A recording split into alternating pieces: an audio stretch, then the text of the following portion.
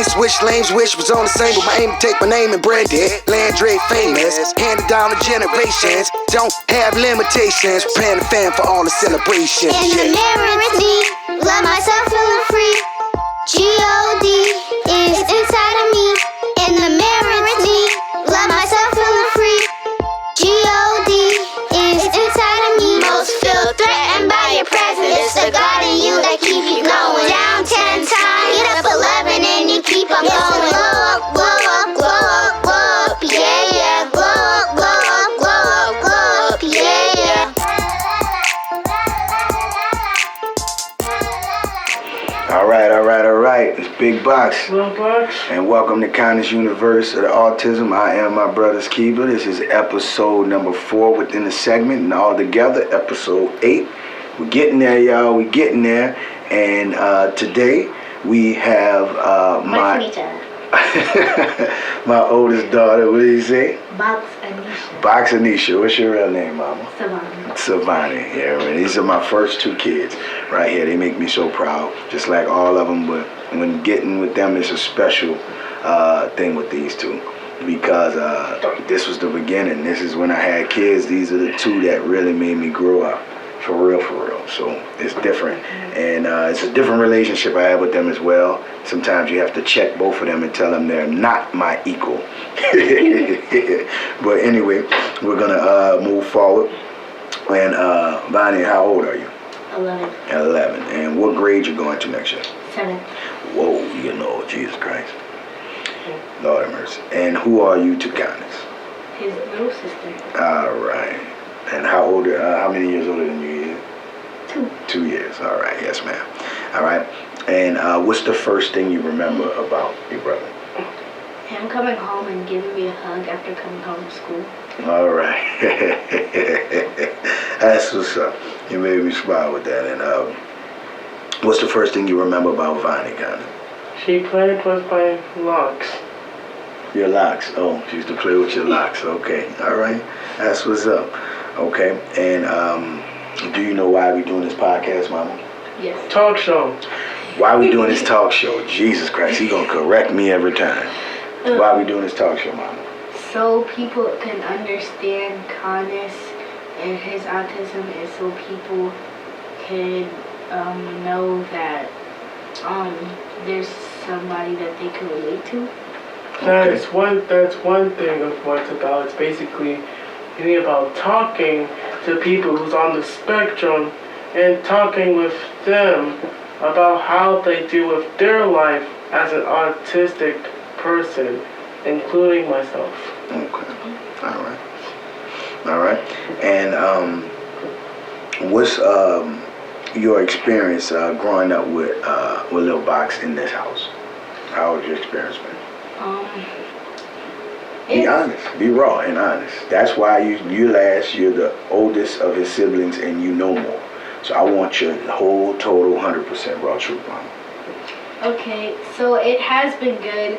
There have been times where it's been annoying, sometimes because he is always, like, his stimming, he is very loud, and sometimes I'm trying to sleep and he's in the middle of the night making very loud noises when I'm trying to sleep.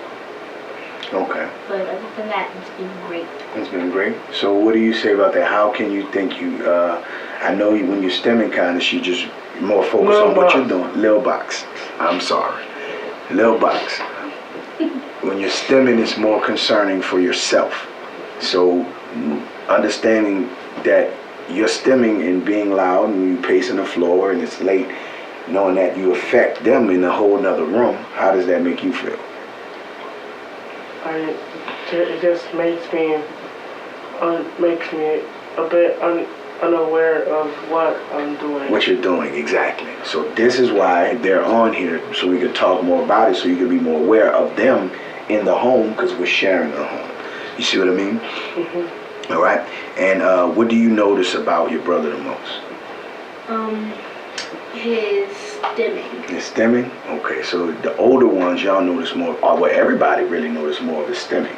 So how does him stimming, how does that make you feel, and how do you view it? Like, like I said before, sometimes it is annoying, but I know it helps him sometimes, and it's a part of autism. So I try not to like say too much about it because I know he can't help it sometimes. Okay. All right. Okay. And so when it comes to your stemming kindness, like Lil Boxx. Lil Boxx. I'm sorry. I keep calling. I'm so sorry. He's getting old. He's 13. I have to call him Lil Boxx. I can't even call him his nickname no more. And he got another nickname. I know he don't like that no more. I can't even call him that no more. I know. I can't even call him that no more. So the thing is this though, son. When it comes to your stemming, and like we've discussed recently, we're doing it to where it's going to be a scheduled time to where we can try to reel it back some, to prepare you more so for high school and prepare you more for the real world, getting older, giving you standard instruction. How does that honestly make you feel? Not what you want me to say, what mommy wants you to say. How does that make you feel? I'm glad they're trying to coat me up for high school. But in all honesty, it can be hectic for me because I can't help it when I STEM or do my own stuff. Yeah, I know. It's just natural to you. So we gonna go through it to have to prepare you for the world and know that this is your safe haven. This is where you can do whatever you need to do. But out in the world, they may not understand you like we understand you here. And we'll get more into that later on at another time, discussing those things. Okay, and as far as him, Bonnie, so you're old enough, you're around so many different people, and you'll know what typical scene is supposed to be and what regular is supposed to be. How would you define your brother fitting into those modes of regular and typical? Where would you put him at? Like, he is different from a lot of people, but in some areas he is kind of similar to other people. Yeah, okay. All right. So, and Lil Boxx, as far as you seeing what's typical, what's similar, have you ever noticed the similarities in your regular self in other children as well, and other teenagers or other kids as well? No, I no. You didn't. So you always look at them as like you're the X-Men, or you're Professor X and they're Magneto in a sense. Yeah. Got you. All right. So it's always like two sides of bad versus good, or two sides against each other. That's how you look at it, or you just look at it as difference. Kind of like Super Smash Bros. Oh. And multiverses. Or multiverses. Wow. Wow. That explains a lot. You just taught us something. So parents and adults, you just heard something. That was something that we just really learned just now. I don't know if y'all really paid attention and caught into that. You said multiverses, Super Smash Brothers, like Freedom Planet, Spark Electric Jester, Sonic, Mario Bros, and stuff. Yeah, so it's basically like two sides of a coin. Like, so they look at everything outside of their world, their stemming and what they do. Yes. Instead of Sonic the Hedgehog, I see it like Freedom Planet and Spark the Electric Jester I got you. and Advent Neon. Yeah, so basically they're both excellent games I discovered. You guys should go check it out on Steam like right now. All right, so we reeling it back, but we'll discuss that more because I'm gonna take notation of that because that just made me be like, wow, I never looked at it that way. Okay, and when y'all do have y'all conversations, Bonnie, what do y'all talk about? Like when I do, like if we're at school, sometimes I'll tell them, like if somebody's being rude, tell me you shouldn't let them talk to you like that, or some people, if they don't understand autism, you need to explain it to them.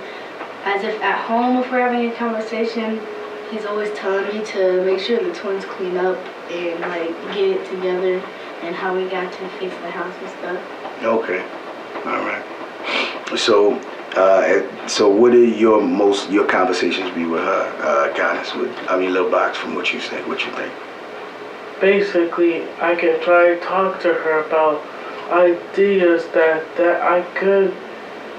that she could be useful for. Okay. So y'all have conversations about creating things more, right? Yes. Yeah. I know that. We were discussing about creating our own video game project together. Yeah. If y'all don't understand, Vonnie is an awesome painter, artist, and everything. And you guys already know about the game that's in development, Tropical Dog, The Big Adventure. She'll be helping out on most of the concept art. Okay. Because I basically done most of the concept art. Okay. All right. So that's dope. That's dope. You know. So basically, next what it will be is. All right. Next, what we're gonna do is I'm gonna say, do you feel like he's aware of you? Like, do you feel like he knows you're around? He knows you're aware. He knows you're there. Yes, he knows.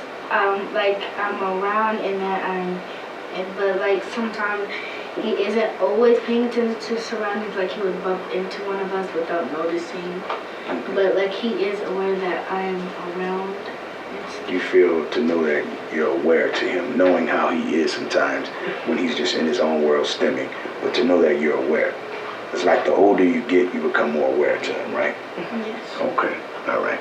And what got you to the point, son, to where you saying, okay, now I'm aware of my oldest little sister's presence? So what made you get to that level? For Vonnie's presence? Yeah. Basically, I'm kind of glad that she is around and trying her best to support me no matter what. That's what's up. I like that. I like that. Cause y'all came a long way. I remember y'all used to be at each other. Vonnie, let me tell you something. Like, if I was born first without the autism, and if you were born next with autism, what type of stuff would you accomplish with autism, and what challenges that you might predict that might come with you in your way if you have autism? So I would assume that I would like be bullied by other people. And sometimes I already do get bullied. So if I had autism, I'd probably get bullied more, I would think. But I would think I would be able to accomplish a lot of other things and learn from my mistakes. Alright, I just want to say something to the folks. If you allow me to, Dad. Go ahead. Now look, autism kids, parents and adults out there, you gotta learn something. Being autistic life is like a comic book, and you gotta make the comic book to express a story. If, for example, if you like create a comic book about an autistic superhero, you gotta think, what superpower is that superhero is going to have? First, you gotta pick an origin for the autistic person's. Like, for example, for Peter Parker, Spider-Man, he's been treated like a dork sometimes. Until he got bitten by a spider, things been pretty different for him. Struggling the alter egos of himself and the web vigilante himself. So autism is like a comic book story. You got every origin comes out eventually. It happens eventually until you get that superpower. And I'd rather not for you all to express yourself like a dork or a bully or laughing stock, something like that. Be proud of what the superhero you actually are. Yeah. like Stanley and Spider-Man always say, with great power comes great responsibility. Exactly. All right. Now. Some got in my eye for a second. All right, you hear me? I used to be a gangster, y'all. That's what these kids do. I ain't no gangster no more. So how was it for him? You've been to school with him your whole life. Y'all been to school together 7 years. So how was it going to school with him, buddy? Like, a lot of people would say stuff to me too. I've heard people say, imagine having an autistic brother. And I said, there's nothing wrong with having autism. It just means that they process things differently. And so I just think a lot of people would say that. And Connis always watches out for me at school and protects me. And I like to do the same for him. If a girl messes with him, I would say something to her or something. Okay. So overall, what was the good points going to school with him? That he would always come to my class and check on me and give me a hug after each class. That's what's up. So how was your experience going to school with Bonnie, Lil Boxx? Spectacular. Wow. That's what's up. We even rehearsed for a talent show that happened a few months ago. I'm gonna be putting that out soon. I'm holding it for content, but I'm gonna put it out soon for y'all some point this summer. They did awesome. Come on, you don't have to embarrass. I'm not. Basically, I'm just saying so Daddy released me. No, y'all could talk about the talent show. They did awesome. Both of them sang. They went in the studio, recorded their songs. I engineered it, they mixed it. We'll put it out as covers. Connis did a cover singing, and she did a cover singing, and it's dope. They're real talented. She done No One by Alicia Keys, was it? Yeah. Yeah, she sounded good. And I sung the song Fabulous Secret Powers.